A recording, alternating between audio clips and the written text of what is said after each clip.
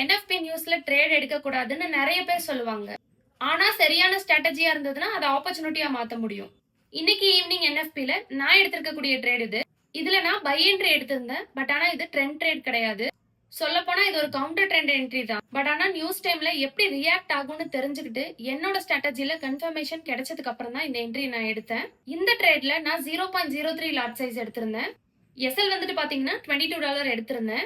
And profit வந்து பாத்தீங்கன்னா $152 close பண்ணிட்டேன். இது ஒரு கவுண்டர் ட்ரெண்ட் என்ட்ரிங்கிறதுனால ஷார்ட்டா நான் க்ளோஸ் பண்ணிட்டேன். ஸோ நியூஸ் டைம்ல ட்ரேட் எடுக்கலாம்னு சொன்னதுனால நீங்க பிளைண்டா ட்ரேட் எடுக்க வேண்டாம். உங்களுக்கு உண்டான கன்ஃபர்மேஷன் கிடைச்சதுன்னா அது நியூஸ் டைமா இருந்தாலும் பிஃபோர் நியூஸ்ல எடுங்க. நியூஸ் ரன் ஆயிட்டு இருக்கும் போது என்ட்ரி எடுக்காதீங்க. ஆர்எல்ஸ் ஆஃப்டர் நியூஸ் எடுங்க. எந்த நியூஸா இருந்தாலும் பிளைண்டா என்ட்ரி எடுக்காதீங்க. உங்களோட ஸ்ட்ராட்டஜிக்கு கன்ஃபர்மேஷன் கொடுத்துச்சுன்னா மட்டும் என்ட்ரி எடுத்தா போதும். ஃபைனலா ஒரு விஷயத்த ஞாபகம் வச்சுக்கோங்க. நீங்க பெரிய ப்ராஃபிட் எடுக்கணும்னு நினைச்சீங்கன்னா சின்ன ரிஸ்க எப்படி மேனேஜ் பண்ணணும் அப்படின்றத ஃபர்ஸ்ட் கத்துக்கோங்க. இது எல்லாத்துக்கும் ப்ராப்பரா லேர்னிங் வேணும். ஸோ ப்ராப்பரா லேர்ன் பண்ணி கத்துக்கோங்க. ஃபாலோ பண்ணிக்கோங்க. I am ட்ரெண்டிஸ்ட்.